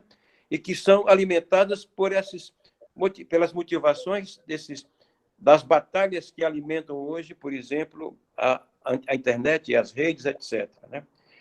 Nesse aspecto, me parece importante considerar, trazer à tona a importância do estudo de caso, porque é um estudo de caso que tem uma característica distinta daquilo que nós chamávamos de estudo de caso midiático. É o estudo de caso mediatizado, ou seja, que se realiza, que se constrói em torno da articulação de dinâmicas de comunicação e de outras operações de vários campos que disputam, digamos assim, que pela sua interpenetração disputam um ponto de vista em relação às políticas, aos horizontes da democracia postulados de modo diverso. Então, me parece que estudar o caso mediatizado dessa perspectiva da eclosão do vírus, do coronavírus, um fenômeno que nos oferece muitas pistas de trabalho, na medida em que nós temos aflorando uma série de grupos de trabalho, de um lado, mas também grupo de discussão pública, né? Tentando formular pistas sobre essas questões, sobretudo hipóteses. Fechando, eu quero dar só um fato que se passou ontem no Brasil. Antes da demissão do segundo ministro da Saúde, foi assinado um grande acordo entre uma universidade brasileira para fazer um processo de testagem nacional sobre o mapeamento de pessoas do Brasil contaminadas com o vírus. E essa equipe deslocou-se no fim de semana passada para a região norte e nordeste do país. O Ministério da Saúde foi o grande afiançador desse projeto, dessa intervenção. Foi o último ato do ministro demitido. Porém, as equipes viajam. Quando as equipes viajam para fazer a testagem em algumas cidades do interior do nordeste do Brasil e do norte do Brasil, elas são recebidas por policiais que as detêm por desconhecer o trabalho que elas estão fazendo, digamos assim, por atribuir essas equipes o status de falsos pesquisadores, né? De serem pessoas que estavam ali para fustigar a vida doméstica dos indivíduos e que não tinham nenhuma autorização para fazer, digamos assim, a pesquisa por eles aventada. Inclusive recebendo o apoio de autoridades locais que até então eram parceiras de projetos tripartite entre autoridades federais, nacionais e municipais, né? Então, isso para dizer, de alguma forma, que o que desencadeou uma informação contra as equipes de trabalho no terreno, né, da pesquisa epidemiológica foram informações avulsas, fake news, que foram disseminadas por várias redes não identificadas e que chamavam a atenção para a população, dizendo: vocês vão ser recebidas por falsos pesquisadores, não os receba, batam as portas, que são pessoas perigosas que vão assaltá-las. Então, é nesse nível que eu acho que essas coisas se misturam hoje no contexto do Brasil e que é impossível não considerá-las desses entrelaçamentos para se entender como lógicas sociais, lógicas de instituições diversas se contatam em função de um projeto que está avançando numa pavimentação autocrática e autoritária e lidando com a possibilidade de contê-la de estruturas mediadoras necessariamente não progressistas, mas muitas delas neopositivistas e conservadoras e conservantistas, mas ainda assim aliada a um certo ideário democrático em termos institucionais. Ok, sí, se entendió más, Fausto.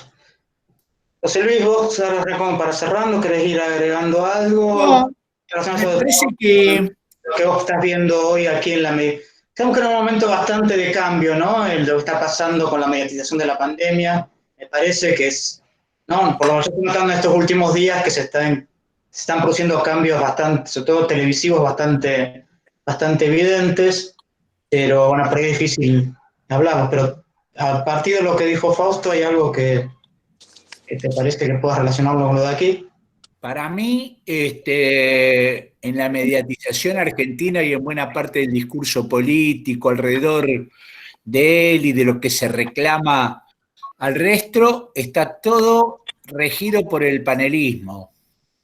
Estoy totalmente convencido que, y es algo que viene y se está expandiendo, que el único límite que le puso para mí es que el presidente no va a los paneles y que los infectólogos en los paneles no aceptan el juego panelista. Van con su discurso rígido y se quedan ahí.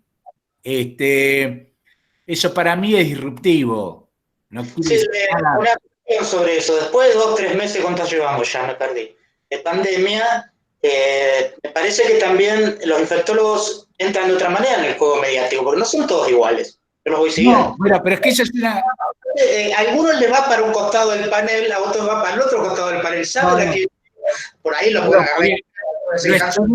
Rubén, lo estudié bien. Y eso entra en otra forma de panelismo, digamos, ¿no? No. Perdón, que lo estudié bien. Primero, el panelismo no soporta a los infectólogos, los tiene que tener porque si son consultores del presidente los tratan como figuras políticas. Están llenos los paneles de médicos que no son infectólogos, aunque hablan de infectología. Hay pediatras, neurólogos. ¿Estamos escuchando? Sí. Creo que sí. La pantalla. Hay neurólogos, nutricionistas, un montón de pediatras hablando de infectología y repitiendo. No, lo que digo es los que son infectólogos. Pero hubo tipos que aparecieron que lo seguí, que dijeron, es infectólogo, usted que sabe de infecciones, todo, lo seguí y era un sanitarista. No, son los infectólogos. Eso para mí es lo único, y el hecho de que el presidente habla con todos de cualquier manera, sí, a lo loco, siempre comete errores, sus propios partidarios se cometen errores, pero está en post-broadcasting. Yo lo que creo, y estoy de acuerdo en esto con Mon, es que hay fuertes evidencias, y creo que Sandra en esto como que tiene una esperanza, y Fidanza también, yo no lo tengo resuelto eso, que los estados tienden a ser fallidos. Es verdad que la información, por lo menos nuestros estados, ¿no? Que el 40% de economía en negro, sectores marginalizados amplísimos durante años y años. Entonces, el Estado eso no lo gobierna. Yo creo que las plataformas tampoco. ¿Tienen información sobre ellos que no tienen los estados? No hay ninguna duda. Pero el hecho, en esto coincido con Carlos, ahora que se fue me resulta más fácil coincidir. Esta idea, yo entiendo que lo que plantea Mon, que lo respeto mucho, tiene un efecto como fundacional, entonces para defender la importancia del fenómeno, se lo cierra, digamos, para presentarlo. De los dueños de los medios, ¿no? ¿Cuánto hace que Murdoch era alguien muy importante? Que Turner era alguien muy importante que manejaba que la ESPN, que los gobiernos, bueno, en eso acuerdo con Carlos. Estamos construyendo un monstruo. Hay muchas evidencias que ese monstruo está en operación y está creciendo, pero yo siempre digo, me parece que es una experiencia extendida. el sistema sabe que voy a Río de Janeiro, lo cual es un escándalo. El gobierno se entera cuando paso por la aduana, pero llegás y te empiezan a vender, antes de ir te empiezan a vender cosas de Río de Janeiro, pero te venden durables, no te venden productos que vos puedas comprar. Entonces, el sistema sabe que voy a Río de Janeiro, todavía no sabe a qué voy, a pesar de que tengo pasaje de ida y de vuelta, y paro en un hotel, tiene toda esa información, y no lo puede convertir en una posición que viene del marketing de la década del 50 o 60 del siglo XX, es durable o no durable. Entonces vos, viaje de turista y más académico, no te puede vender departamentos, autos, te tiene que vender restaurantes, prostitución, libros, paseos, bibliotecas, ¿se entiende? No es una... Bueno, Mon dice que eso saben todo, yo discuto que no.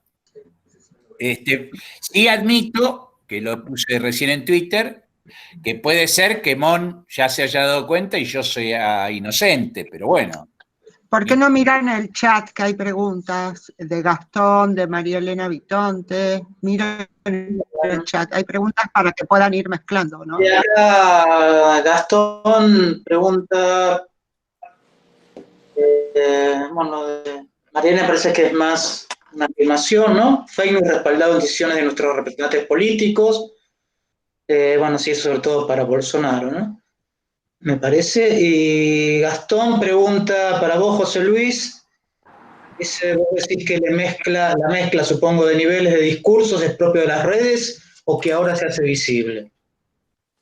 Lo combino con lo que dice María Elena Vitonte, que también me pregunta si es hojaldre o interpenetración. No, yo creo que estamos viendo, por ejemplo, ¿no? Una vez que estás estudiando en plataformas, entonces empezás a pensar en plataformas, como si estudias datos, empezás a estudiar en datos, digamos, ¿no? A pensar, digamos. Si estudias redes, te convertís en redólogo, digamos, eso es inevitable. Por ejemplo, sería inexplicable la importancia de la radio si no se la piensa en plataforma con lo fonográfico, lo telefónico y la publicidad gráfica. Es un sistema que trabajó, después vino la academia e hizo que uno se especializara en discos, otro se especializaba en radio y así. Pero, visto la distancia, esto es algo que viene y así viene la complejidad y el hojaldramiento discursivo. ¿Hojaldre o interpenetración? A mí me parece que hojaldre es menos racionalista que interpenetración. El hojaldre tiene una condición que vos estás hablando en una capa política, suponte, para esquematizar, y de golpe te pasás a lo poético. Estás hablando sobre algo científico y te pasás a lo político. Eso es propio de nuestra sociedad y estilísticamente somos así, no somos homogéneos que manejamos las tres áreas que dice Fausto. No es un trabajo analítico separarlas. Están en un tema que me gusta últimamente, un concepto que es el concepto de magma. Yo creo que hay magma mediático, hay magma semiótico, es una idea de, entre otros trabajó Castoriadis, que hablaba de magma imaginario, ¿no? Yo pienso que también hay magma de datos. La sociedad procesa eso y los que tratamos de entender o investigar vamos extrayendo fenómenos para sacarlos del magma y convertirlos en fenómenos estudiables y transmisibles y discutibles. No sé si respondieron a mi pregunta, creo. No sé, que lo diga Gastón, que fue el que preguntó. Mon, ¿tú quieres agregar algo a estos últimos debates? Sí, cierro. Cierro al menos mi puedes cerrar desde allá, desde Euro. No, cierro mi recorrido al menos para dar cancha. Es cierto con lo de los monstruos, es cierto con lo de la reificación de que hablaba Carlos, el monstruo de los grandes grupos comunicativos de los que hablabas, Fernández, y no lo discuto, al contrario, estoy de acuerdo. Y ahí es donde como académicos, como pensadores, como escritores, como analistas, como empíricos, tenemos que buscar el espacio de negociación. En última instancia, vamos a seguir conquistando. Lo mismo de que pasaba en Barcelona hace un momento, cuando había estas manifestaciones que estaban hipercontroladas por la policía y que venían ahora mismo, estoy hablando de hace media hora, la gente salió a los balcones a dar con los botes y las ollas. Y de alguna forma ahí sigue habiendo estas ganas de decirnos en la última instancia, y creo que es nuestra función, nuestro rol, nuestro esfuerzo tiene que ir precisamente en conquistar estos espacios. Entonces, cada vez que cerramos el pensamiento porque de alguna forma nos acomodamos a desmarcarnos de lo big data, desmarcarnos de este rol de las plataformas, este rol que tienen en convertirse en controladoras sociales, este juego que tienen las plataformas en inutilizar a nuestros políticos, a despolitizarlos, porque estábamos hablando de Bolsonaro, estábamos hablando de Argentina y de la mediatización de la política, pero es que es como si estuviéramos hablando de Boris Johnson, que no fue a los meetings de Cobra hasta que pasaron 4 y hasta que todo Dios estaba contaminado y era demasiado tarde. Este mismo desprecio a los epidemiólogos, este mismo desprecio a lo científico, lo hemos visto en estas figuras que representan lo político, representándolo, vaciándolo, funcionando como seres dataficados, si quieren, seres despolitizados, porque han entrado precisamente en este juego. Entonces, creo que como académicos no podemos señalar al monstruo y volver a lo que hacíamos. Tenemos que señalar al monstruo y enfrentarnos a él. Y para enfrentarnos a él tenemos que mirarle a los ojos, tenemos que mirar sus formas, calcular sus pesos y sus dimensiones. Y creo que estamos en el momento de hacerlo, y solo lo podremos hacer si en realidad hacemos este gesto de reconocer este proceso de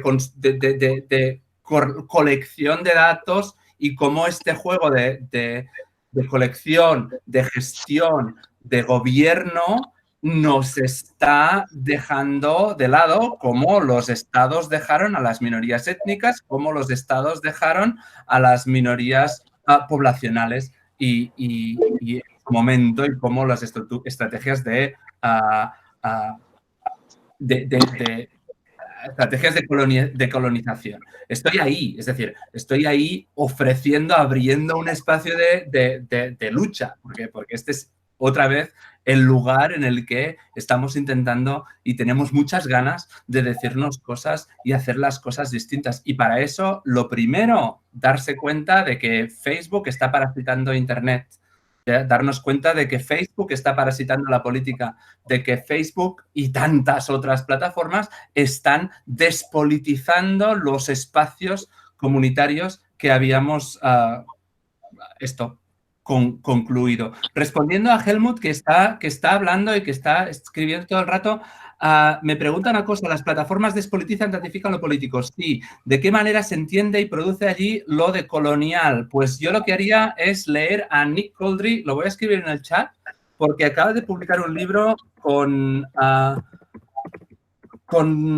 Ulises Mejías, que es un profesor en la Universidad de Nueva York, y ambos están escribiendo sobre el data colonialism, por ejemplo. Y así cierro. Gracias. Gracias a todos por todo. Es interesantísimo. Sí, no sé si seguiste el caso chileno, de las movilizaciones chilenas. Sí, algo. Sí. Viste, es algo que no... Y la izquierda los defendía. y aflojaron un poco el confinamiento y ya salieron otra vez. Es un fenómeno. Yo eso digo que los estados... José Luis, lo de los barrios marginales que se están muriendo de hambre, porque directamente no hay ayuda social. Si no, no es la misma movilización que estaba antes. Lo que salió ahora fueron los que el mismo intendente, esa parte, yo me llaman ahí los alcaldes, yo esa parte de Santiago, no hay ninguna ayuda social y después de 2 meses de iniciadura la gente se está muriendo de hambre. Si salieron eso, no es la misma movilización de antes, ¿no? No sé. Hoy hubo movilizaciones, si no se han visto, han salido las mujeres por los femicidios hace un rato o algo así, no sé. En Buenos Aires hace un rato, ¿no? Digo, porque también están produciendo aquí algunas, ¿no? Bueno, no sé si damos... Una respuesta a Elmund, que hizo un montón de comentarios. Y no le queda clara la conceptualización de complejidad. Bueno, el libro sobre la complejidad de Rolando García representa lo que ahora estoy tratando de formular, que no, tal vez no fue claro. Y después que abajo pusiste en mayúsculas, José Luis, esto del Estado y las instituciones ya lo encontró la ciencia política. Sí. No sé, que debes querer gritarme algo, pero sí, estoy totalmente de acuerdo que la ciencia política encontró lo del Estado y las instituciones.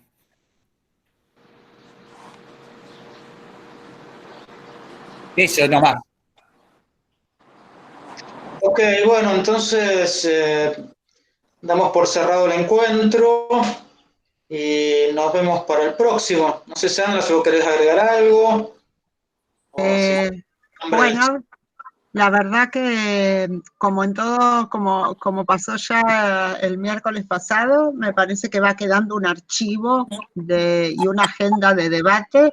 Ustedes saben que luego la grabación del encuentro se encuentra disponible en la web del CIM, sim.unr.edu.ar. Hay muchos temas que nuevamente van quedando acá para retomar, tanto en los otros encuentros como en encuentros presenciales. Fausto, que seguramente ya nos veremos, le digo a Fausto porque, bueno, está en Brasil y Carlos está, bueno, Carlos ahora no está, pero está en Barcelona y Mon en Inglaterra, con lo cual va a ser más complicado. Pero bueno, no sé qué va a ser más complicado, si ir a Brasil o... Los porteños va a ser bastante complicado. O ir más complicado ir a Buenos Aires que a Sheffield, que a donde estamos. Bueno, invitarlos para el miércoles próximo, nuevamente a las 15 horas argentinas, que vamos a tener un panel en el que van a participar Gastón Cingolani, que es de la Universidad Nacional de las Artes de Buenos Aires, Pablo Francescuti, que es profesor en la Universidad Rey Juan Carlos de Madrid, y Natalia Raimondo, que es del CIM CONICET, coordinado por Irene Guindin, también, bueno, en realidad son todos miembros del CIM. Así sí, que... Está Sandra, que es a las 16:30 el miércoles que viene, no, que para no haya confusiones, no a las 15. ¿El miércoles que viene es a las 16:30? Sí, por lo menos lo que figura acá están todos diciendo. Ah, bueno, listo, no sabía. Bueno, 16:30 hora argentina, o no me acordaba, a lo mejor sabía, pero no me acordaba. Entonces, miércoles próximo, 16:30, bueno, de nuestra parte, un gusto haber estado con ustedes, y wow, los que quieran sigan conversando nomás. Bueno, entonces damos por cerrada la sesión. Bueno, muchas gracias. Muy interesante. Muy interesante todos sus aportes. Así que, bueno, nos vemos el miércoles que viene, entonces. Hasta pronto, amigos. Hasta pronto, Fausto. Cariño, Fausto. Muchos cariños, Fausto. Hasta pronto. Gracias. Con calma, Fausto. Se te queda todavía un tiempo.